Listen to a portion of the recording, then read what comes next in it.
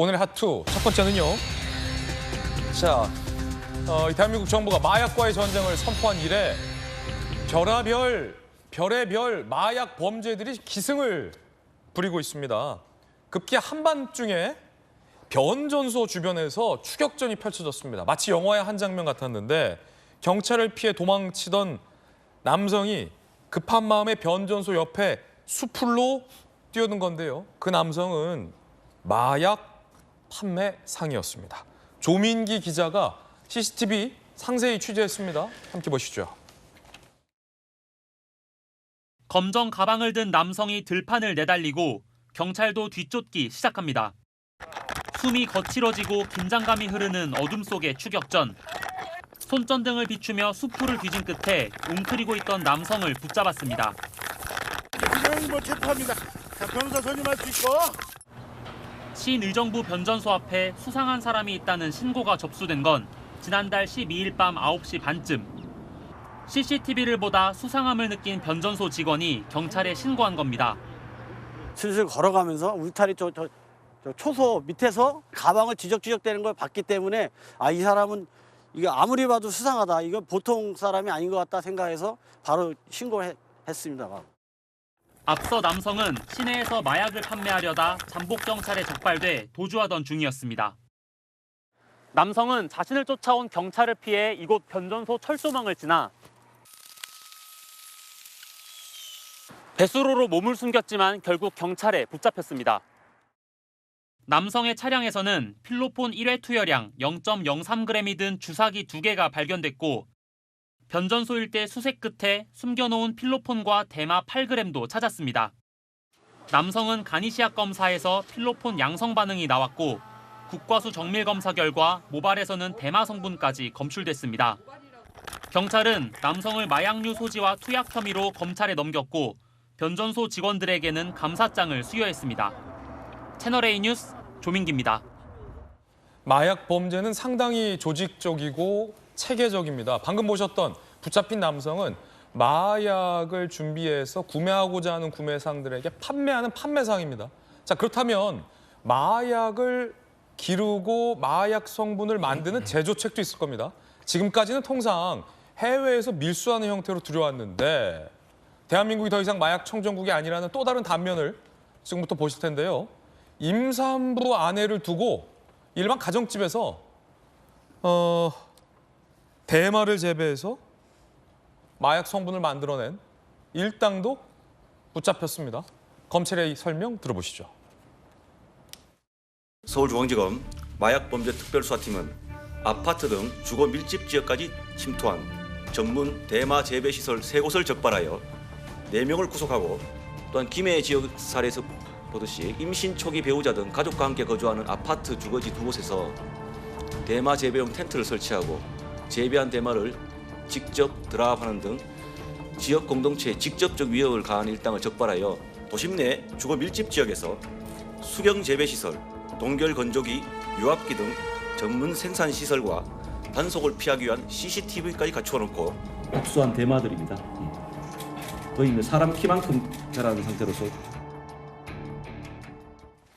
급기야 국내에서 임신한 아내가 있는데 아파트 안에서 수경 재배 시설을 만들어 놓고 마약을 기르고 있었던 겁니다. 대마를요.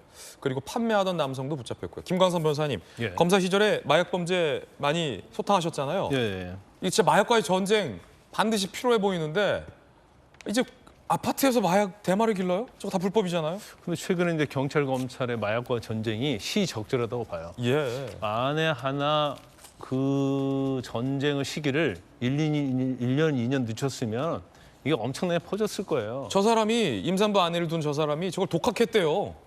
그래서 이제 다크웹이랄지 그런 걸 통하면 그러니까 대마 재배 방법, 그다음에 대마에서 이제 액상을 빼내거든요. 예. 아까 동결 건조기랄지 유압기 나오잖아요. 거기서 이제 대마의 액상을 추출하는 거예요. 근데 이것은 대마보다도 한 10배 정도 중독성이 강합니다. 강력하겠군요. 네, 아주 강한데 지금 우리나라가 왜 이렇게 이렇게 퍼졌는지 모르겠어요. 최근에 제가 언론 보도 보니까 이런 내용이 있더라고요. 알바생을 모집하잖아요. 근데 알바생이 이 던지기 수법으로 마약을 공급하는 거예요. 배달하는 거예요. 근데 한 달에 보통 70건에서 100건을 전달한다는 거예요. 그러면 이거 어마어마한 거 아니에요? 그러면서 한 2천만 원을 번다는 거예요. 그런 걸 보면 우리 그 마약이 우리가 생각했던 것보다도 훨씬 더 많이 퍼져 있다는 생각이 들고, 최근에 우리도 방송했지만 미국에서 이삿짐에 싸운 거 있잖아요. 거기에 이제 권총까지 들어있지 않았습니까? 예. 그러면 이 권총을 왜 가지고 왔을까요? 마약 공급하면서 자기들끼리 다툼이 있으면 권총 갖고 어떻게 하려고 하는 거예요.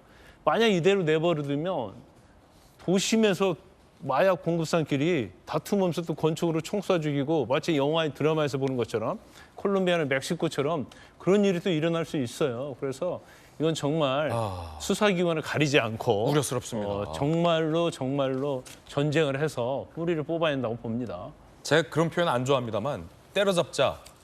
마약 범죄는 정말 마약 범죄 한에서만 때려잡아야 한다라는 표현도 부족할 듯합니다. 한동훈 법무부 장관이 국어와 수학 선생님 얘기를 했습니다. 반부패 강력부는 마치 국어와 수학을 한 선생님이 가르치게 하는 것과 같은 것이다. 대충 섞을 영역이 아니다. 지난 정부에서 이거 섞어놨죠? 이거 따로 떼서 마약 강력부 설치하겠다라고 얘기했습니다. 김용주 의원님, 네. 국어랑 수학을 한 선생님이 가르치게 하면 안 되죠. 예전에 초등학교 학생들 많고 선생님 부족했을 때 음악 선생님이 뭐 딴 거도 가르치는 선생님도 있었는데 전문성이 확실히 떨어지더라고요. 전문성이 떨어진다. 예. 그 말 뜻은 사실은 또 그 한편에는 검찰이 해야 된다.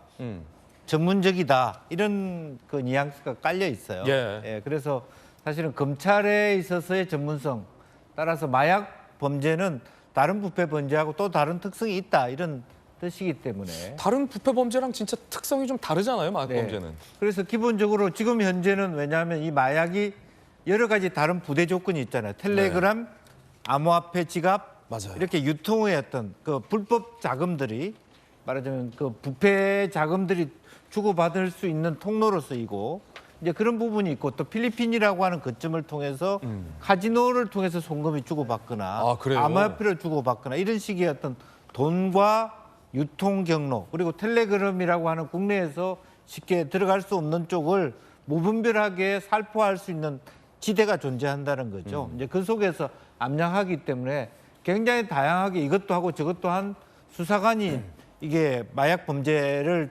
수사하기는 어렵다라는 예. 측면이기 때문에 어쨌든 검찰은 검찰대로, 경찰은 경찰대로 조금 더 특수통들이 마약을 그야말로 일망타진할 수 있도록 협력을 강화해야 될 것 같다는 생각입니다. 그렇군요. 자, 검수완박법 소위를 추진한 민주당에서는 검찰이 마약 직접 수사하지 말라라고 반대를 하고 있습니다.